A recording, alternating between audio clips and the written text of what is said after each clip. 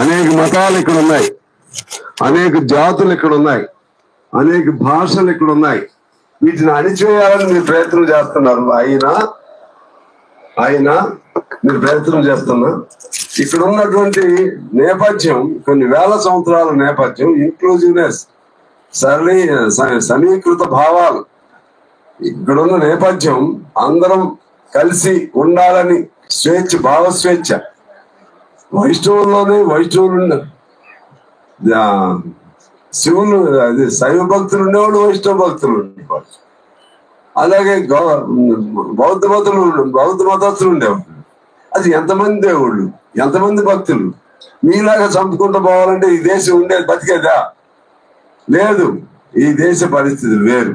దానికి అనుగుణంగా రాజ్యాంగం వచ్చింది. ఆ రాజ్యాంగం మీద మీరు ప్రమాణం చేశారు. దేశ పరిస్థితులకు అనుగుణంగా రాజ్యాంగం వచ్చింది. ఇస్లాం మతం లాగా హిందూ మత దేశం అని లేదు మనది. ఇందులో స్వేచ్ఛ ఉంది. స్వేచ్ఛలో తప్పు చేస్తే తప్పు చేసిన వాడు ఎలా శిక్షించాలో కూడా చట్టం ఉంది. అందువలన ఛాలెంజ్ వాళ్ళు మేము 25-26 మార్చి నాటికి ఇదంతా ఎప్పుడు మీదే ఉండరు, రాజ్యంలో గమనంలో పెట్టుకోవాలి. ఎప్పుడు హిట్లర్ కూడా అనుకున్నాడు మేమే శాశ్వతంగా ఉంటామని, ముసోలిని కూడా అనుకున్నాడు మేమే శాశ్వతంగా ఉంటామని, ఇవాళ నరేంద్ర మోడీ కూడా అనుకోవచ్చు మేమే శాశ్వతంగా ఉంటామని, అమిత్ షా అనుకోవచ్చు మా ఇద్దరు ద్వయం. అది మీ ఇద్దరి మధ్య పంచాయతీ వస్తుంది, ఎవరికి తెలుసు. ఎప్పుడు ఏమవుతారో ఎవరికి తెలుసు. మేమే శాశ్వతం అని అనుకోవచ్చు. కానీ శాశ్వతం ఏంటంటే ప్రజాస్వామ్యం శాశ్వతం, చట్టాలు శాశ్వతం, ప్రజలు శాశ్వతం. ఈ ప్రజాస్వామ్యంలో ఎవరెవరు అభిప్రాయాలు ఉంటాయి. కాంగ్రెస్ అభిప్రాయాలు ఉండొచ్చు, కమ్యూనిస్టులు ఉండొచ్చు, కమ్యూనిస్టులు అనేక అభిప్రాయాలు ఉండొచ్చు. కానీ అల్టిమేట్ గా ఎవరి అభిప్రాయం కోసం వాళ్ళు పోరాటం చేసే హక్కు మనకు ఉంది. మావోయిస్ట్ సోదరులు కూడా నేను మనం చేసేది ఏంటంటే, లెనిన్ చెప్పాడు కదా, ఒక అడుగు ముందుకు వేస్తే అవసరమైతే 2 అడుగులు వెనక్కి వేయాలి. వాళ్ళ సిద్ధాంతం మార్చుకోమని చెప్పే హక్కు మనకేం లేదు, ఎవరి సిద్ధాంతం వాళ్ళది. కానీ వాళ్ళ కోసం మనం ఫైట్ చేస్తున్నాం కాబట్టి ఒక తోటి పౌరులుగా, తోటి కమ్యూనిస్టులుగా మన భావం కూడా చెప్పే హక్కు కూడా మనకు ఉంది. ఆ విధంగా వాళ్ళు కూడా ఆలోచన చేసి, ఇది సమయం కాదు, పరిపక్వతో కూడినటువంటి సమయం కాదు, ట్రాన్సిట్ పీరియడ్ కాదు, ట్రాన్సిట్ అంటే పరివర్తనా కాలం కాదు. కాబట్టి వాళ్ళు కూడా ఆలోచన చేసుకోవాల్సిన, ఇంకా లోతుకి చెప్పను, ఆలోచన చేసుకోవాల్సినటువంటి అవసరం ఉంది. జనస్రవంతిలో కలుస్తూ, అందరం కలుస్తూ, ఇంకా పెద్ద మాట చెప్పాలంటే ఈ ఎర్ర జెండాలన్నీ ఒక్క జెండా అవ్వాల్సిన అవసరం ఉందని నేను ఎప్పుడు చెప్తా ఉంటే ఇప్పుడు కూడా చెప్తున్నాను. ఆనాడు రాజ్యం మందే, పేదవాడితే రాజ్యం వస్తుంది. ఇది వాళ్ళు కూడా, ఆ సోదరులు కూడా గమనంలో తీసుకోవాలని కోరుతూ, కొంతమంది అవగాహన లేకుండా ఈ మధ్య ఏదో పేపర్లో సిపిఐ సిపిఎంలు ఏమి మాట్లాడట్లేదు, స్పందించట్లేదు, ఏమైపోయారు వాళ్ళకి తెలవదు. ఫస్ట్ మావోయిస్టులు ఈ దేశ పౌరులు కాదా అని ఆర్టికల్ నేనే రాశాను 2 రాష్ట్రాల్లో కూడా. ఇది ఫస్ట్ ఎన్కౌంటర్ టైంలోనే నేనే సిపిఐ సెక్రటరీగా రాశాను. దాంతో పాటు అంతకుముందు హరగోపాల్ గారిని వీళ్ళు జూడో సెక్యులరిస్ట్ అని, ఈ కమ్యూనిస్టుల పేరుతో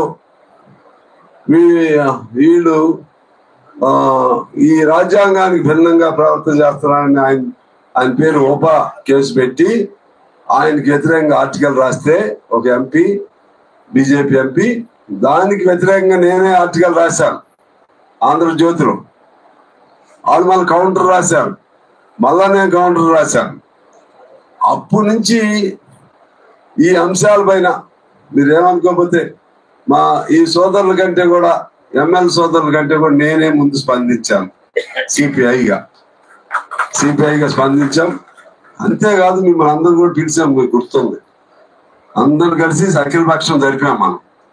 ఇది మావోయిస్టు పైన జరిగే దాడులకు వ్యతిరేకంగా కగారు ఆపరేషన్ నిలిపేయాలని మీరు అందరు కూడా వచ్చారు ఆ రోజు. మీరు అందుకని వాళ్ళు అదే గౌరవం ఉంది, మీరు చొరవ చేయండి అని చెప్పి వాళ్ళందరూ ఎంఎల్ పార్టీ సోదరులు అందరూ కూడా కోరారు. నేను అందుకని చాలా ఒత్తిడి ఉన్నా కూడా నేను దాదాపు 3-4 నెలల నుంచి మా నియోజకవర్గంలో లేదు, రోజు ఇటు అవుతుంది. అయినా 4 రోజులు ఉందాం అనుకున్నాం. మీరందరూ వెంకటరామయ్య గారు మీరందరూ లేదు ఉండాలంటే మళ్ళా ఇవాళ ఈ ప్రోగ్రాంకి రావటం జరిగింది. అందువలన సిపిఐగా ఎప్పుడు స్పందిస్తాం. ఆ రోజుల్లో నక్సల్స్ పైన కేసులు పెట్టి అక్రమ నిర్బంధాలు జరిపితే కూడా గిరిప్రసాద్ గారి నేతృత్వంలో న్యాయ సహాయ కమిటీని ఏర్పాటు చేసి నక్సల్స్ విడుదల చేయడం కోసం ఆ రోజుల్లోనే చాలా సహాయం చేయడం జరిగింది. అందులో సుధాకర్ రెడ్డి గారు లాంటి వాళ్ళు కూడా కమిటీలో కూడా ఉన్నారు.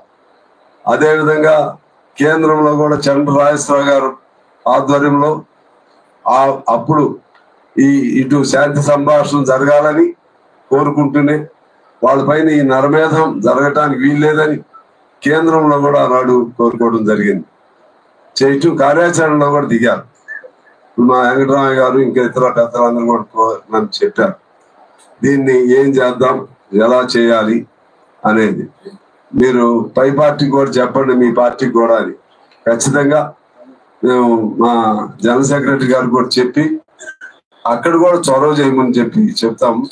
మన వాయిస్ వెళితే చాలు, లక్షల మంది రోడ్ల మీదకి వచ్చి ఊరేగింపు చేయాల్సిన అవసరం లేదు. మనం పలికే ప్రతి పలుకు దాని వెనక చాలా గూఢార్థం ఉంటుంది.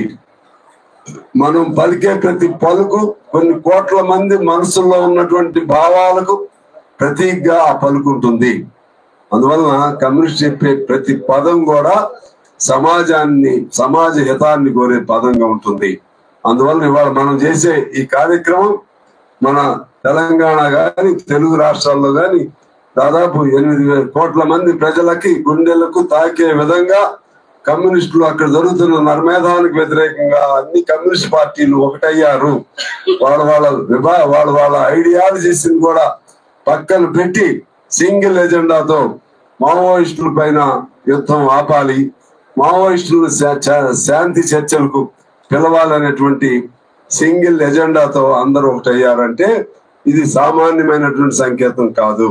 ఇది చాలా అద్భుతమైనటువంటి కష్టాలు వచ్చినప్పుడు, క్రైసిస్ వచ్చినప్పుడు, మానవాళికి ఇబ్బందులు వచ్చినప్పుడు స్పందించే గుణం వాళ్ళ శత్రువులైనా సరే, శత్రువుల కొరకైనా సరే స్పందించే గుణం కమ్యూనిస్టులకే ఉంటుందని రుజువు చేసేటువంటి సందర్భం ఇదని చెప్పి తెలియజేస్తూ నేను మరొకసారి మీ అందరికీ కృతజ్ఞత